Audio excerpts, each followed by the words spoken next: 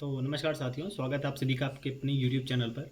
दोस्तों, जैसा कि आप सभी जान रहे हैं, एसएससी सीपीओ 2024 का फिजिकल मेरा क्वालिफाई हो चुका है। और मैंने आप लोगों को बताया था कि मुझे बुखार है, फिर भी मैंने फिजिकल क्वालिफाई किया। तो बहुत सारे आप लोगों के कमेंट आ रहे थे कि भैया आपने ऐसा कौन सा डोज लिया था, कौन सी दवा ली थी, या फिर आपने क्या खाया पिया था फिजिकल के पहले जो आपका फिजिकल क्वालिफाई हो गया। जबकि मेरी तबीयत बहुत ज़्यादा ख़राब थी। फिजिकल वाले दिन भी सुबह के टाइम मेरे को पलटी आ रखी थी, मतलब बहुत ज़्यादा तबीयत ख़राब था। मैंने एक्सटेंशन लेने का सोचा था, लेकिन फिर मैंने फिजिकल दिया, क्वालिफाई हुआ, सारी चीज़ें मैंने वीडियो बनाकर सब कुछ अपडेट आप लोगों ने देखा। तो ये जो मुझे डाउट लगा, थोड़ा जेन्युइन लगा कि मैंने क्या चीज़ें इस्तेमाल की थी रनिंग से पहले या फिर रनिंग के टाइम पे जो मुझे एनर्जी फील हुई। और क्या दवा मैंने ली थी, क्योंकि इस टाइम पे जो मौसम चल रहा है बहुत ज़्यादा ख़राब चल रहा है। इस टाइम पे बहुत सारे लोगों को फीवर हो रखा है या फिर बहुत सारी चीज़ें तबीयत ख़राब हो रखी हैं। तो इस वीडियो में सारी चीज़ें आपको बताऊंगा कि क्या मैंने अपना डोज क्या लिया था, मैंने क्या फॉलो किया था, मेरा डाइट क्या था, और क्या चीज़ें आपको लेनी है। जैसे कि अपने थंबनेल पे देखा होगा, रेड बुल, उसके बाद रिवाइटल, एप्पल, बनाना और इंजेक्शन। या फिर बहुत सारे लोगों के मन में डाउट है कि हम कोई एनर्जी का इंजेक्शन ले सकते हैं फिजिकल से पहले, क्योंकि मिस इन्फॉर्मेशन में आप कोई भी ऐसी चीज़ अगर ले लेंगे फिजिकल से पहले जिससे आपको नुकसान हो सकता है। तो मेरा उद्देश्य इस वीडियो में यही है कि मैं आपको सारी चीज़ डाउट को क्लियर कर सकूँ। और इस टाइम पे मैं घर पे हूँ, मैं किस कंडीशन में वीडियो बना रहा हूँ मैं ही जान रहा हूँ। तो अगर आसपास की जो आवाज़ आएगी बाहर की बाइक की या फिर किसी की बोलने की, उसको आप अवॉइड कीजिएगा। मेरी बातों पे आप ध्यान दीजिएगा, आपके लिए बहुत ज़्यादा इन्फॉर्मेटिव वीडियो रहने वाली है। फिजिकल से पहले क्या चीज़ें हमको करनी है, किस तरीके से हमको अपने आप को हाइड्रेटेड रखना है, और क्या चीज़ें हमको लेनी है, क्या चीज़ें अवॉइड करनी है, बहुत ज़्यादा ज़रूरी है। क्योंकि मिस इन्फॉर्मेशन यूट्यूब पे बहुत सारी हैं कि हमको ये खा लेना है, इंजेक्शन ले लेना है, इससे हमको बहुत ज़्यादा फ़ायदा होगा। तो इस वीडियो में वही सारे आपके मिथ को क्लियर करूँगा कि क्या मैंने फॉलो किया था, कि मैंने फीवर के साथ फिजिकल क्वालिफाई किया है। तो इस वीडियो को आप लोग पूरा देखिएगा। इसके अलावा अगर चैनल पर नए होंगे, सब्सक्राइब कर लीजिएगा। आपको यहाँ से बहुत ही जेन्युइन ऑथेंटिक कंटेंट मिलते हैं। वीडियो को शेयर करिएगा और भी दोस्तों तक जिनका फिजिकल है या फिर जिनकी तबीयत ख़राब है, कुछ भी रीजन है, या फिर उनका फिजिकल रनिंग टाइमिंग नहीं आ पा रही है, तो आपको इससे बहुत ज़्यादा फ़ायदा होगा साथियों। सबसे पहले हम बात करते हैं साथियों, रनिंग के लिए टाइमिंग विद इन टाइम आने के लिए सबसे ज़्यादा ज़रूरी होता है वो स्टेमिना की ज़रूरत होती है। आपकी स्टेमिना होनी चाहिए रनिंग की। उसके लिए सबसे ज़्यादा जो ज़रूरी है आपकी लॉन्ग रनिंग। जितना ज़्यादा आप लॉन्ग रनिंग किए रहेंगे उतना आपको फ़ायदा होगा।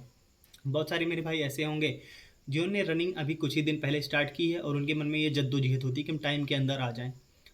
सबसे देखिए, सफलता का कोई शॉर्टकट तरीका नहीं होता है। आप जब पहले से प्रैक्टिस करते रहेंगे तो आपको किसी भी चीज़ की ज़रूरत नहीं पड़ेगी, किसी मेडिसिन की, किसी दवा की, किसी इंजेक्शन की ज़रूरत नहीं पड़ेगी। आप आसानी से क्वालिफाई कर ले जाएंगे।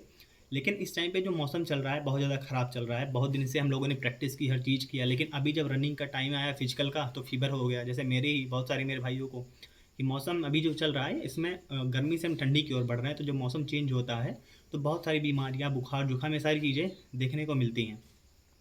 तो वही चीज़ मेरे को भी फ़ीवर हो रखा था।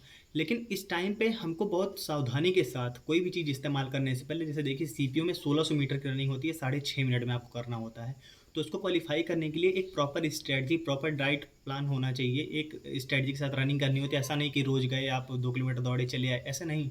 एक प्रॉपर स्ट्रेटजी होनी चाहिए। तो इससे सबसे पहले आपका क्या होना चाहिए, पर डे आपको एटलीस्ट डाइट प्रॉपर फॉलो करनी है। उसके बाद लॉन्ग रनिंग करनी है। आप मान लीजिए फिजिकल आपका जिस महीने, आप एक एक 1.5 महीने 2 महीने पहले से लॉन्ग रनिंग पे फोकस कीजिए। सबसे पहले आप अपना स्टेमिना बनाइए। स्टेमिना आपकी जब 3 किलोमीटर 3.5 किलोमीटर रनिंग करने की आसानी से हो जाए तब आप टाइम लगाना स्टार्ट कीजिए। जितना स्टेमिना आपका रहेगा आपकी सांस नहीं फूलेगी। जितना बेहतर आप स्टेमिना आपका बनाएंगे आपकी सांस नहीं फूलेगी। तो जितना लॉन्ग रनिंग आपको करेंगे उतना फ़ायदा होगा। लेकिन इस टाइम पे जो भी मौसम चल रहा है बहुत सारे भाइयों का तबीयत ख़राब हुआ होगा। तो मैं बात करता हूँ रनिंग से पहले आपको क्या चीज़ें फॉलो करनी है। सबसे पहले मैं बात करता हूँ रेड बुल का। रेड बुल में क्या होता है, रेड बुल में कैफ़ीन होता है जो काफ़ी ज़्यादा फ़ायदा तो करता है रनिंग के लिए, लेकिन उसके साथ साथ उसमें आपका जो होता है शुगर का लेवल काफ़ी ज़्यादा होता है। और शुगर से क्या होता है कि जो हम कोई भी चीज़ ऐसा कंज्यूम करते हैं अपने रनिंग से पहले जिसमें शुगर का लेवल ज़्यादा होता है, तो क्या होता है कि जब हम रनिंग करने लगते हैं उस टाइम पे हमारा गला सूखता है, प्यास बहुत ज़्यादा लगती है। तो एक तरीके से देखा जाए रेड बुल में कैफ़ीन तो होता है, वो फ़ायदेमंद है, लेकिन वहीं जो शुगर का लेवल उसमें बहुत ज़्यादा शुगर है। तो आप क्या, अगर एक मिथ जो है एक एडवर्टाइजमेंट के जरिए दिखाया गया है कि रेड बुल पी लेने से, अगर आप रेड बुल पी लेंगे तो बुल वाली एनर्जी आपके अंदर आ जाएगी, ये केवल मिथ है। ऐसा कुछ नहीं है। लेकिन अगर लास्ट ईयर देखा जाए तो मैंने यूज़ किया था, लास्ट 2023 का सीपीओ फिजिकल था तो मैंने रेड बुल पिया था।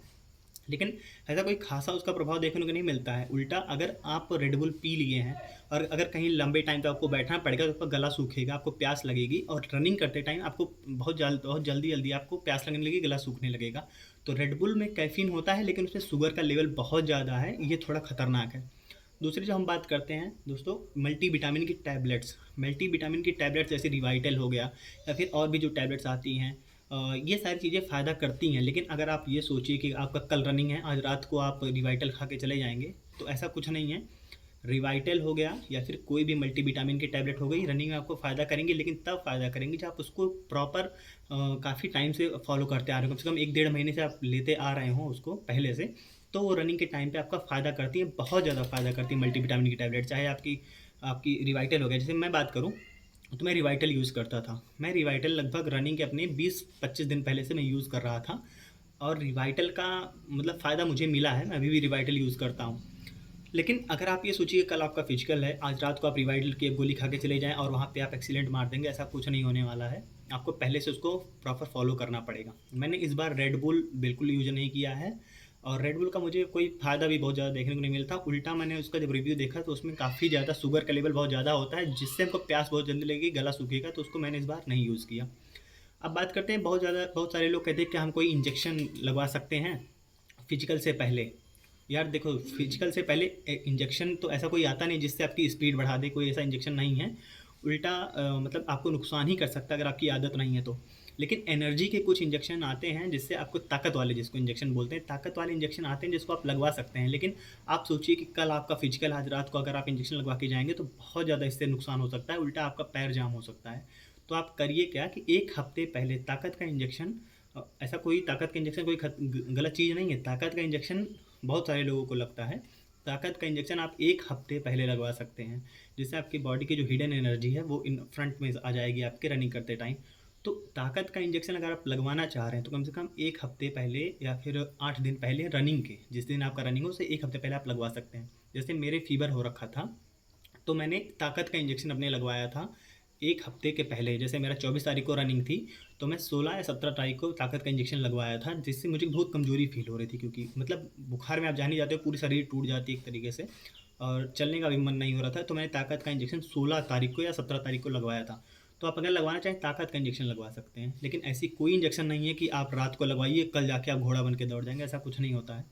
रनिंग से पहले जिस दिन रनिंग हो आपकी, आप क्या कर सकते हैं, एक सेब सुबह आप खा सकते हैं, सेब बहुत ज़्यादा फ़ायदेमंद होता है, केला खा सकते हैं। ये 2 चीज़ें बिल्कुल नुकसानदायक नहीं है। रनिंग से पहले आप इनका बिल्कुल इस्तेमाल कीजिए, इनका इस्तेमाल आपको करना चाहिए रनिंग से पहले। एक सेब या केला खा सकते हैं। इसके अलावा इलेक्ट्रॉल पाउडर जो आता है जिससे आपकी बॉडी हाइड्रेटेड रहेगी, आप उसको यूज कर सकते हैं। इलेक्ट्रॉल पाउडर जो होता है आपकी बॉडी में पानी की कमी नहीं होने देगा, आपको प्यासा ऐसे होता है ना, गला सूखने लगता है, वो चीज़ आपको नहीं होगी। तो इलेक्ट्रॉल पाउडर आपको साथ में लेकर जाना है, 1 लीटर पानी की बॉटल में आपको मिला के रख लेना है। घूंट घूंट करके आपको उसको पीना है, एक बार में पूरा नहीं पी लीजिएगा, नहीं तो रनिंग करते टाइम आपके पेट में दर्द होने लगेगा। होता है ना, जब हम पानी पी के रनिंग करते हैं तो पेट में कोने में दर्द होने लगता है। तो वो चीज़ अगर आप 1 लीटर एक साथ पी लेंगे तो आपको होगी। तो आपको कोशिश क्या करनी है, इलेक्ट्रॉल पाउडर को मिला लेना है 1 लीटर पानी में, और रनिंग से पहले और रनिंग के बाद भी घूंट घूंट करके उसको पीना है, एक एक घूंट करके। तो आपको हाइड्रेटेड फील होगा और काफ़ी ज़्यादा मतलब कि डिहाइड्रेशन आपको फील नहीं होगा उस टाइम पे, और गला नहीं सूखेगा आपको। इसके अलावा अगर आप चाहें तो कॉफ़ी जो आती है 2 रुपए की पुड़िया वाली कॉफ़ी, आप रनिंग से पहले कॉफ़ी मुंह में डालिएगा पैकेट फाड़ के, फिर एक घूंट पानी आप पी सकते हैं। तो इससे भी आपको काफ़ी ज़्यादा एनर्जी फील होगा। लेकिन जैसे मैं आपको बताया कि बहुत लोग रेड बुल यूज करते हैं, रेड बुल का कोई डायरेक्ट इफेक्ट नहीं है। इसके अलावा मैंने आपको बताया कि रिवाइटल रिवाइटल मैंने यूज़ किया था, लेकिन अगर 1 महीने पहले से अगर आप यूज़ कर रहे हैं पर डे तो उसका असर आपको देखने को मिलेगा फिजिकल वाले दिन। ऐसा बिल्कुल नहीं कि आप रात में रिवाइटल यूज कर रहे हैं, सुबह आप घोड़े की तरह दौड़ जाएंगे, ऐसा बिल्कुल नहीं है।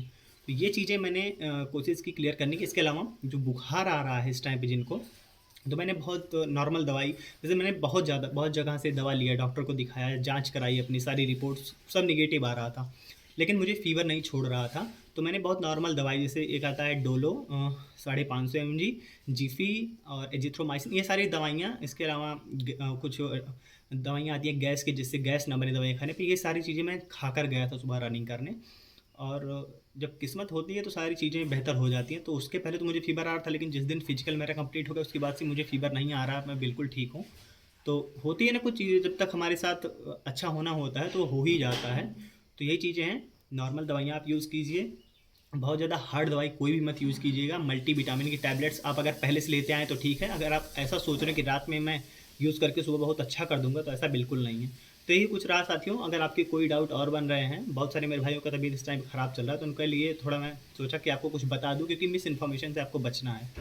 तो इसके अलावा अगर आपके कोई और डाउट होंगे कमेंट सेक्शन में ज़रूर लिखिएगा, और चैनल पर नए होंगे सब्सक्राइब करिएगा, वीडियो शेयर करिएगा और भी दोस्तों तक। फिर मिलते हैं आगे नई वीडियो में, तब तक के लिए जय हिंद।